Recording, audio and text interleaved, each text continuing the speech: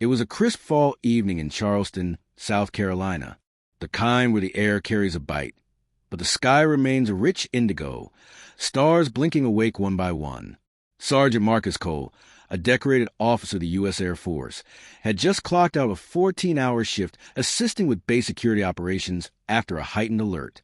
He was still in uniform, crisp fatigues, boots polished, Air Force insignia shining, when he pulled into a small roadside diner off Highway 17 for a late dinner. Marcus wasn't just a soldier. He was a quiet man, tall, broad-shouldered, and composed, the kind of man who made people sit up a little straighter just by walking into a room. Years in uniform had carved him into someone who knew when to speak, and when silence said more. He had been raised in a proud black household where integrity was a daily ritual and respect was earned, not demanded. Inside the diner, country music played softly. A few truckers sat scattered, forks scraping across plates. Marcus sat alone in a booth near the window. He ordered a turkey sandwich, fries, and a coffee. The waitress smiled at him but hesitated slightly, a pause Marcus had learned to read from years of navigating the world in black skin. He said nothing. He was used to it. You learn not to make everything a battle, but you never stop noticing. 20 minutes later, as he finished his sandwich, the door chimed. 2 officers entered. White, young, small-town cops by the look of their badge insignias. One of them, Officer Dan Lively, glanced Marcus's way and immediately stiffened. They didn't sit. They watched, then they walked over. Evening, Officer Lively said, his tone cool. Evening, Marcus responded. The second officer, a buzz-cut man named Peters, narrowed his eyes. That's a real convincing uniform. Where'd you get it? Marcus blinked. Excuse me. You heard him, Lively added, stepping closer. We've had some reports of people impersonating military officers in this area. Gotta say, you don't look the part. That phrase, you don't look the part. Marcus had heard it since high school, whether it was AP classes, officer candidate training, or even while receiving a commendation. I am who I say I am, Marcus replied calmly, sliding his military ID across the table. Peters barely glanced at it. Fake ID can be printed anywhere these days. Step outside. Marcus looked around. Every eye in the diner was now on them. No one stood. No one spoke. Silence was the loudest sound. I don't think that's necessary, Marcus said. I'm an active-duty Air Force sergeant. You can call my base commander right now and stand up, hands behind your back. They didn't care. Not about his uniform. Not about his ID. Not about the truth. Only about control. And the need to remind a black man where he stood. The cuffs clicked cold around Marcus's wrists. The restaurant windows became mirrors, reflecting not just a man, but a disgrace they projected onto him. A veteran, a patriot, treated like a criminal. They walked him outside like a thief caught stealing pie. His boots thudded on the pavement. His breath was calm, but his heart beat a different rhythm. Not from fear, but from years of knowing this moment could happen. To any black man, at any time. What's the charge? Marcus asked as they nudged him into the cruiser. Impersonating a federal officer, Lively said smugly. Peters chuckled. That's a federal crime. You could be doing time. Marcus sat silently. You got the right to remain silent, Lively began. He was familiar with every word. He had said them himself before. To actual criminals. Now, irony pressed on his chest. They hadn't even run his ID. At the station, they led Marcus in and sat him in the processing room. His wallet, phone, and military ID sat on a steel table. I want to make a call, Marcus said quietly. Sure, Peter said mockingly. You gonna call Obama? Marcus didn't respond. Instead, he dialed. 2 rings. Sergeant Cole. Came the voice on the other end, firm, commanding. Colonel Stephanie Hale. Ma'am, Marcus said, I've been detained by local police. They believe I'm impersonating a serviceman. Where are you? She barked. Charleston PD precinct. Small unit off 17th. I'll handle it. That's all she said. The line went dead. 10 minutes passed. Then 20. The officers were joking outside the room. Something about medals bought on eBay. 30 minutes in, the precinct door slammed open. Footsteps. Heels. Fast and furious. Colonel Hale stormed in with 2 uniformed MPs behind her, and someone else, a sharp-suited man holding a Department of Justice badge. "What the hell is going on here?" she shouted. In seconds, the mood shifted. The station captain stammered. The arresting officers looked like schoolboys caught smoking behind the gym. He matched the description. He presented a fake ID. That ID, the DOJ official interrupted, was confirmed as authentic through federal systems. You handcuff a uniformed airman without probable cause. Marcus stood calmly, wrists still bound. Colonel Hale walked over and unlocked the cuffs herself. "You're free, Sergeant." Marcus nodded once, holding the colonel's gaze. Her eyes held fire. The next words came from the DOJ agent. "Officers Lively and Peters, you're being placed on administrative leave pending federal investigation, unlawful detainment, racial profiling, violation of civil rights under color of law. You'll surrender your badges and serve as weapons. Now." Both officers looked like they'd seen ghosts. Peters muttered, "We didn't know." "You didn't want to know," Marcus cut in, his voice clear, steady, "because all you saw was a black man in uniform, and that couldn't be real to you." Within 48 hours, body cam footage went viral. The story was picked up by national outlets. Decorated airmen handcuffed in uniform by racist officers. One call changes everything. Charleston's mayor issued an apology. The police chief resigned. Both officers were fired. Marcus was offered a public settlement, which he declined. Instead, he pushed for a town hall series on race, power, and bias in law enforcement, and spoke at the first one in full uniform. "America trains us to see certain people as threats," he said. "But uniform or not, no one's humanity should come second to suspicion." This wasn't just about 2 bad cops. It was about a system that still let skin color overshadow identity, about a world where a black man must prove he belongs, even in the very clothes that declare his service. But the story didn't end in silence. It ended in action. One call was all it took, not because Marcus had power, but because he had proof. Proof that dignity doesn't need permission, that truth eventually walks free, and that sometimes, just sometimes, justice does catch up. It had been 3 weeks since the arrest. The media frenzy had begun to settle, but Marcus Cole's life had changed permanently. His phone buzzed daily with interview requests. Politicians, some sincere, many opportunistic, wanted to be seen beside him. "You're a symbol now," they told him, "a face of injustice, a man who stood tall even when the system tried to break him." Marcus didn't want to be a symbol. He wanted to be heard. He wanted to be seen as a man, not a headline. But above all, he wanted change. He declined most interviews, staying on base, focused on his duty. But one invitation gave him pause, an email from Representative Carol Dawson, chair of the House Committee on Law Enforcement Accountability. The subject line read, "Testify on federal policing standards reform."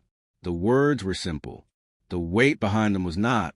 The day he arrived in Washington, D.C., Marcus wore his service blues, polished medals, silver trim, combat insignia gleaming under the chamber lights. He sat alone at a long table, microphones before him, cameras everywhere. Behind him, a room packed with lawmakers, journalists, civil rights leaders, and the grieving families of men who hadn't lived to tell their stories. The room quieted. Representative Dawson gave a nod. "Sergeant Marcus Cole, you have the floor." He cleared his throat, his voice even and slow. 3 weeks ago, I walked into a diner wearing a uniform I earned through blood, sacrifice, and years of service. 2 police officers saw my skin before they saw my stripes. They handcuffed me. They humiliated me. They didn't ask. They assumed. What saved me wasn't my calm, my credentials, or even my character. It was a phone call, one phone call, that should terrify you.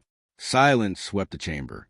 Marcus leaned in slightly, because if it takes a call from a colonel to prove I'm not a criminal, then what happens to the man without a colonel to call? What happens to the man who is calm, is innocent, but doesn't wear a uniform? I was lucky. Others aren't. A mother in the back wept softly. Marcus didn't flinch.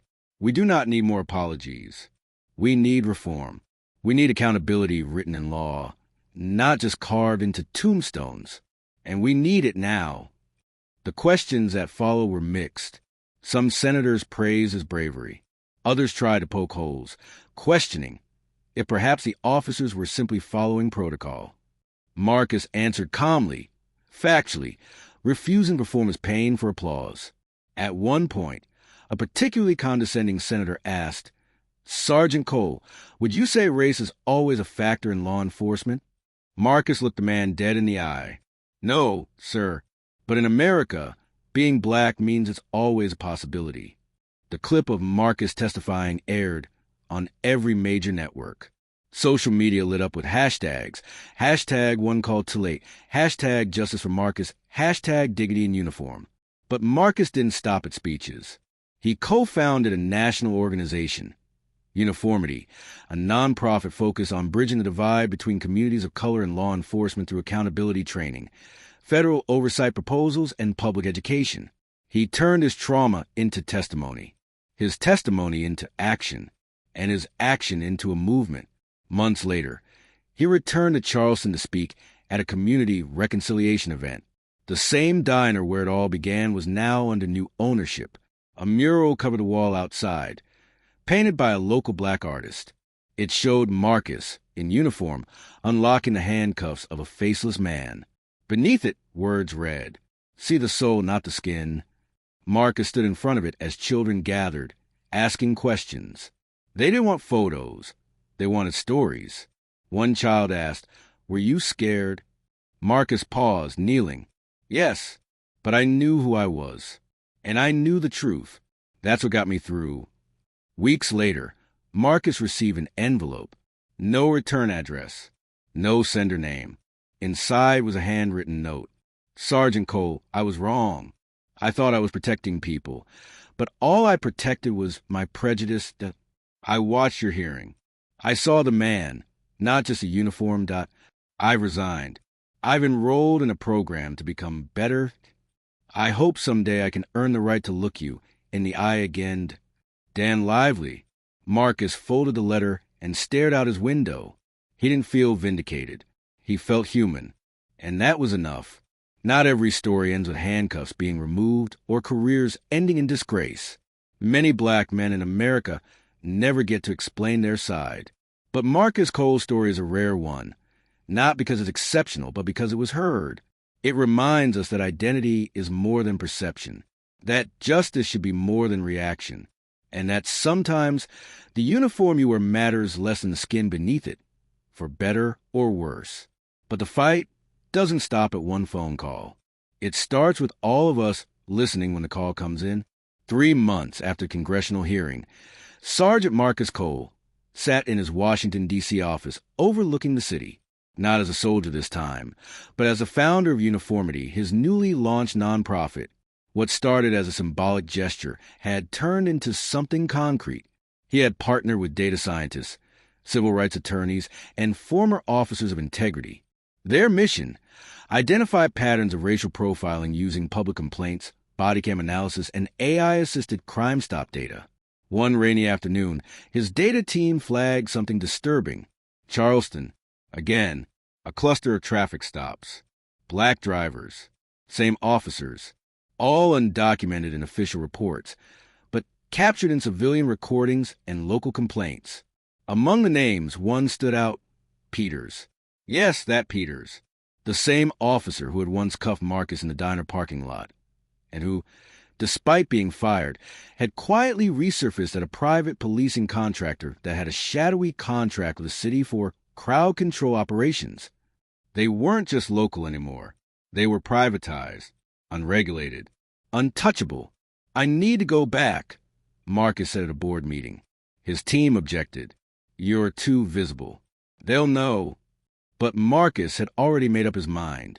With the help of an ally, Tanya Morales, a tech-savvy former FBI profiler turned whistleblower, Marcus developed a plan. He'd return to Charleston posing as a private security trainee. Tanya would wire him up, They would bait Peters and his crew into revealing the true extent of their rogue operation. The training compound looked like something out of a war zone simulation. Barbed fences, fake storefronts, gun ranges, tactical vans. Run not by the government, but by a corporation called Falcon Shield, whose motto read, "Securing America without apology." Inside, Marcus played his part. No uniform, just a regular black man looking for work. "Name?" a gruff voice asked. He turned. Peters. Same squint, same arrogance. But this time, it was Marcus who held cards. "Michael Langston," Marcus replied coolly. Peters didn't recognize him. 3 days into the training program, Marcus learned everything. Falcon Shield had been using ex-cops fired from misconduct to run unofficial suppression units in low-income black neighborhoods. They weren't protecting. They were intimidating, stopping kids for no reason, threatening activists, planting evidence.